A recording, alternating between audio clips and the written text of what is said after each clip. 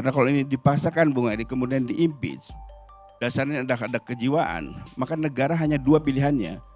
Membawa orang ini karena melakukan kebohongan ke penjara, atau kalau terbukti sakit jiwa membawa ke rumah sakit jiwa. Hanya dua itu pilihannya. Ayo Bung Gibran, Anda tampil ke depan, nyatakan dengan sesungguhnya bahwa itu bukan milik Anda tapi milik orang lain. Beri pembuktian dengan tegas supaya jelas, karena ahli IT di Indonesia ini banyak dan Anda harus buktikan secara IT bahwa Pupu Papa itu bukan milik Anda, sehingga tanggal 20 kita bersama-sama dapat dilantik. Tapi kalau Anda tidak melakukannya, mohon maaf, saya juga dalam posisi mengatakan tunda dulu pelantikan saudara wakil ini, karena saya tidak ingin didampingi oleh orang yang dianggap oleh publik memiliki cacat etik dan cacat moral. Bahwa ada pengakuan dari sang adik bahwa Fufu Fafa memang kakaknya. Bahkan BSSN juga sudah demikian menurut Tempo. Kita kan tidak mungkin bertanya langsung kepada Gibran, karena kalau ditanya, kata Gibran takon sing duwe, artinya tanya kepada yang punya. Artinya dia sudah melakukan kebohongan publik, tidak mengakui bahwa akun itu miliknya. Maka saya katakan dia punya kualifikasi untuk melakukan perbuatan tercela. Fufu Fafa masih menjadi bola panas menjelang pelantikan presiden dan wakil presiden. Dalam debat acara ILC, beberapa narasumber berpendapat Gibran tak punya sedikit pun celah untuk mengelak lagi.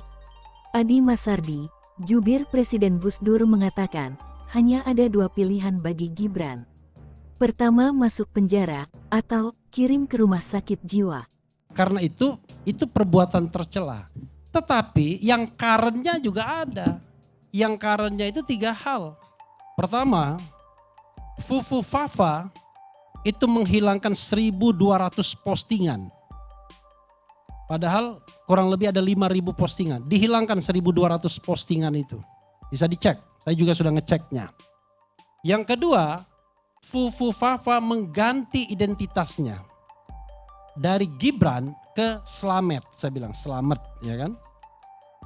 Jadi ada netizen yang dengan jahilnya mengirim uang ke GoPay. Yang muncul nama Gibran Rakabuming. Yang dikirim adalah nomor handphone yang didaftarkan ketika mendaftar sebagai calon wali kota Solo. Jadi confirm itu adalah nomor handphone dia. Lalu nomor handphone itu kemudian dikirimin uang melalui GoPay, muncul nama Gibran Rakabuming. Tetapi belakangan sudah berganti menjadi Slamet. Tetapi virtual account nggak bisa diubah. Karena virtual account tetap muncul nama Gibran. Artinya ada upaya untuk melakukan pembohongan publik atau penghilangan jejak. Perbuatan tercela, dua. Yang ketiga, Gibran nggak ngaku kalau Fufu Fafa ini adalah akun milik dia. Padahal menurut Roy Suryo dengan berdasarkan ilmu yang dia punyai, banyak sekali fenomenanya soal GoPay, soal kemudian postingan selamat ulang tahun atau postingan yang mirip Cili Pari dan Fufu Fafa dan lain sebagainya. Dia berkesimpulan 99,9% Fufu Fafa adalah Gibran.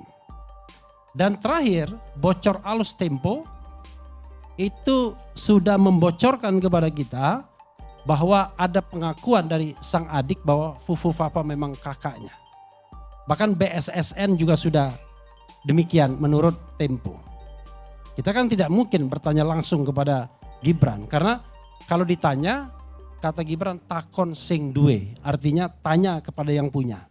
Artinya dia sudah melakukan kebohongan publik, tidak mengakui bahwa akun itu miliknya.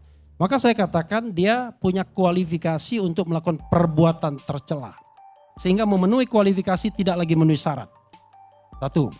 Dua,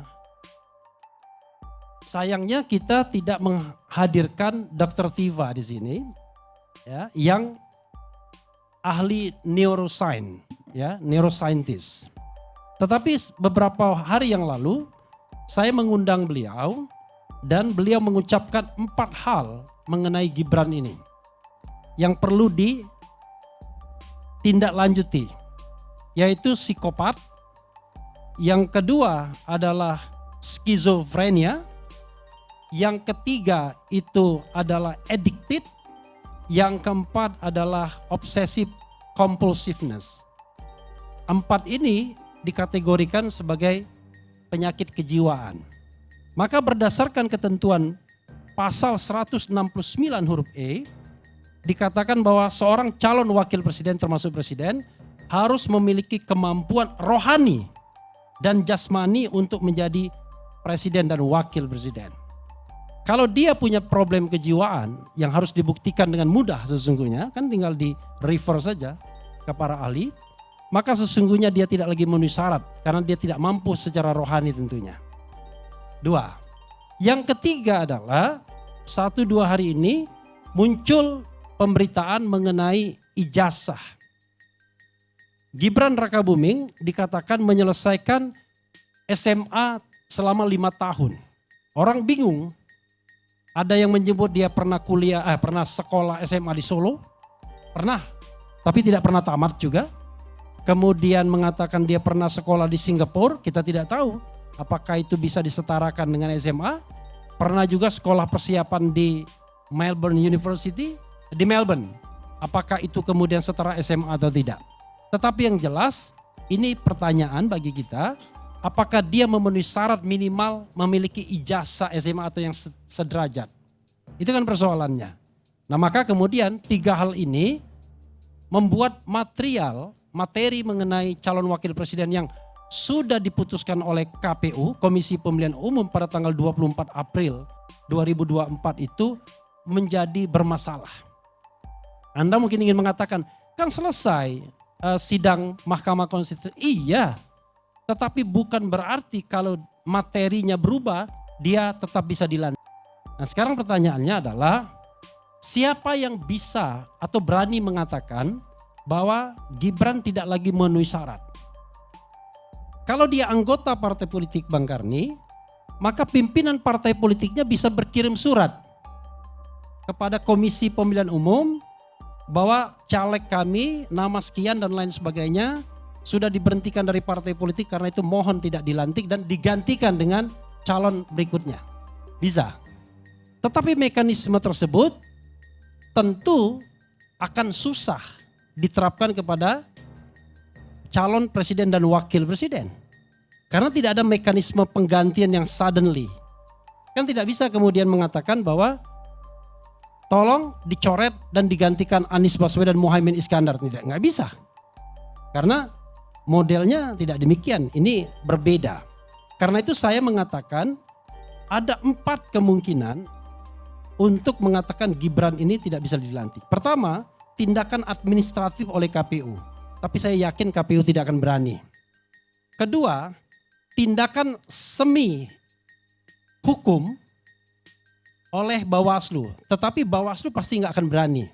Karena Bawaslu akan mengatakan sudah selesai sengketa pemilu. Ketiga, tindakan hukum legal konstitusional oleh Mahkamah Konstitusi. Tapi MK entah mau ambil ini atau enggak. Karena cita-cita saya dulu, MK itu harus menjadi peradilan politik. Harusnya.